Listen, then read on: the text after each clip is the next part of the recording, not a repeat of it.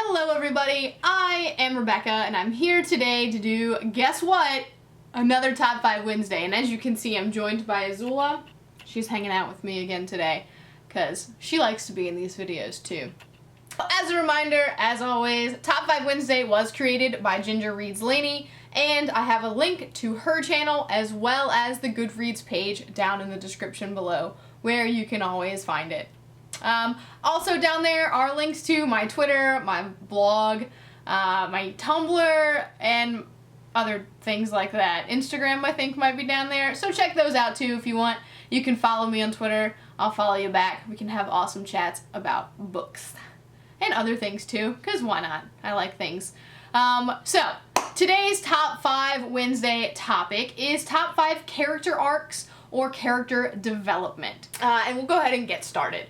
My number 5 pick is King Arthur in The Once and Future King by T.H. White. This is a monster of a book, and it's got very teeny type as well. It is ginormous. And it tells the story of King Arthur all the way from when he was little into The Sword and the Stone, and then it tells his whole story with Guinevere and Lancelot, and then it goes into the end and how he dies. And so, I mean, you are watching, when you, not watching, when you read this book, you are literally following Arthur his entire life and watching as he goes from this poor farm boy into one of the greatest kings in all of mythology in the world, in the land.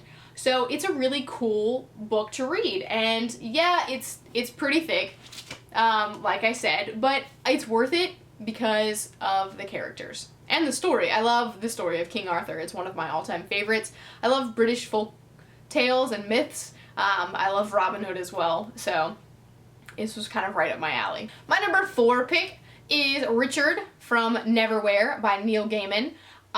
He starts out and he's kind of boring, the character of Richard. He has nothing really going for him. He kind of just floats through life day by day, doesn't really like his girlfriend or his job or anything, and then he ends up in, you know, the underworld in London, and again, he's kind of just floating through, but by the end of the book, he's completely changed.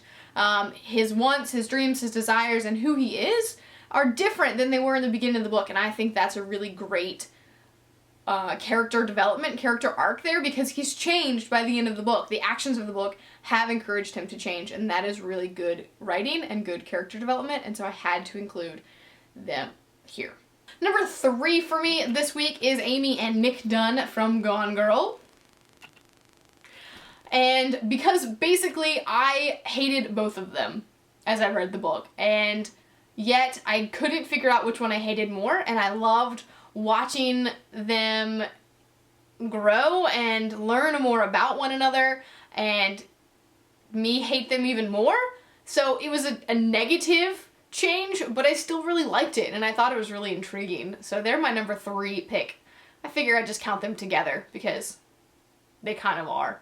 My number 2 pick for the week is, surprise, surprise, Snape from Harry Potter. I was going to include Harry himself because, I mean, Harry changes from the first book to the final book because he's growing up. But because he's growing up, and because Ron and Luna and Neville and Hermione and all of them are growing up, I felt like the character development wasn't as strong as Snape's, who is an adult throughout the entire course of the books. And as you get into this book and you see his backstory and you see his growth and his change from when he was a kid to as he is now, and even within that, he has so much going on there beneath the surface that I just couldn't leave him out of it. He's such a great character. Which leads me to my number 1 pick. My number 1 pick.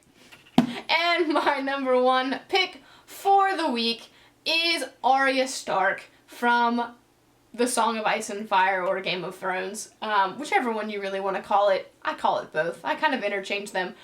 I love Arya Stark, and the way that she goes from this little tomboy into this, like, I don't want to say it because I don't want to spoil it for you, but by the end of the 5th book, she is so different that she's just so great. She's such a fantastic character, and really I could have included almost any character from this book because they all have really great development and great character arcs and great growth in a way. Like, all of them have a lot going on for them.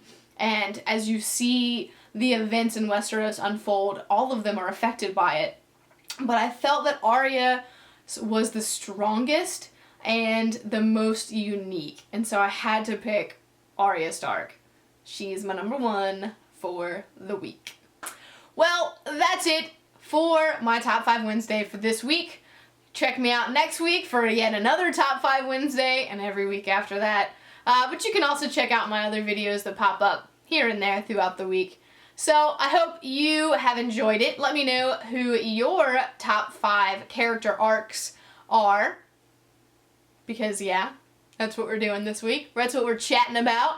So let's have a conversation going on down in the comments below. And that's it for me.